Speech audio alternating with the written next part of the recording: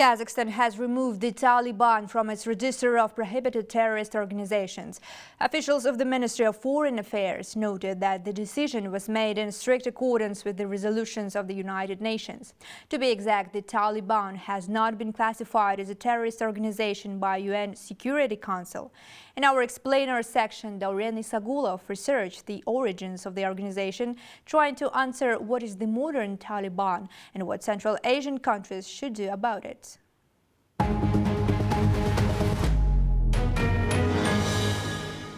The word Taliban comes from Arabic language and stands for students. However, from early 90s, this word is strongly associated with new radical movement emerged in northern Pakistan following the withdrawal of Soviet troops from Afghanistan. This movement declared one goal: power and enforcement of their own austere version of Islamic law all over the Afghan lands. In 1996, militants of the Taliban managed to seize the capital, Kabul, overthrowing the legal regime for 5 years. Intervention of international coalition led to the fall of Taliban in 2001. 20 years later, Afghanistan once again has found itself in the middle of global attention. In 2021, Taliban took control of all of Afghanistan, something they had not managed to do in their first stint in power. The new generation of Taliban authorities is not much different from the first one, said political scientist Alisher Ilhamov, adding that the difference is that Taliban today is trying to adapt in modern global order. They have learned, and the most recent development is that they have taken control of Kabul, of the government, and so now over maybe I think it's the last year or two they're becoming more concerned about the national development of their country. So it's becoming adopting the more peaceful agenda because as a kind of ruling party, they have to deliver.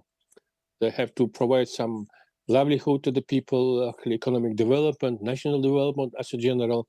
So have to, because of this kind of new agenda, they becoming more kind of acting more constructively.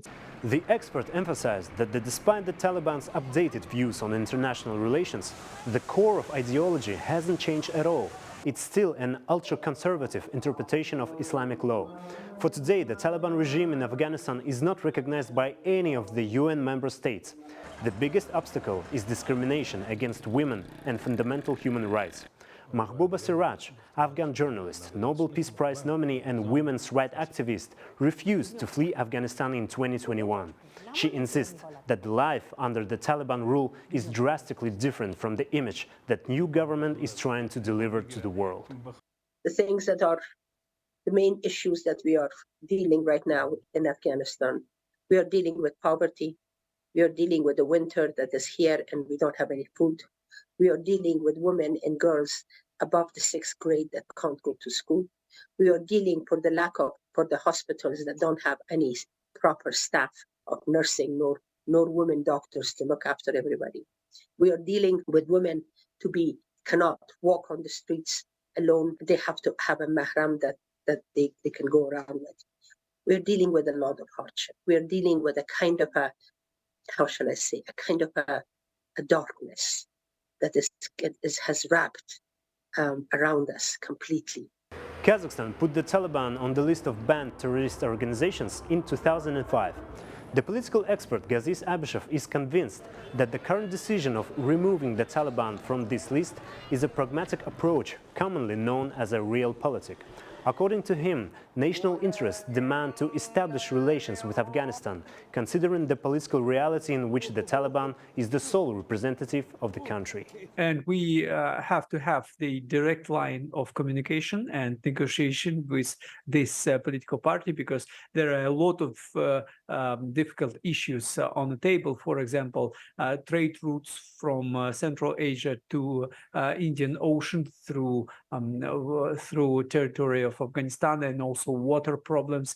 As we know, Afghanistan controls some water that is going to Central Asia. The latest example of the Kostipa canal, which they started building on the northern part of Afghanistan, which represent kind of both bad news and good news for Central Asia.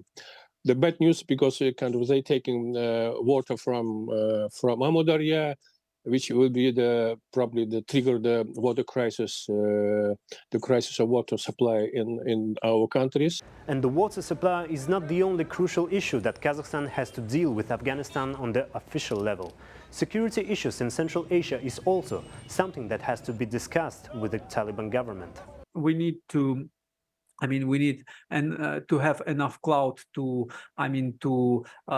convince Afghan authority to control extremist groups. So that's a lot of issues on the table, and we have to have enough opportunity to, influence the government of Afghanistan. For many years, Kazakhstan remains a vital trade partner of Afghanistan. In 2023, trade turnover reached almost $1 billion, according to the Kazakh Ministry of Trade. Besides, trade with Kabul is also considered as a support of Afghan people.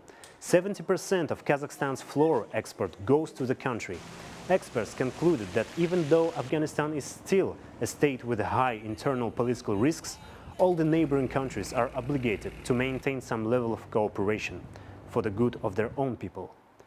Daurian Sagulov, New Time.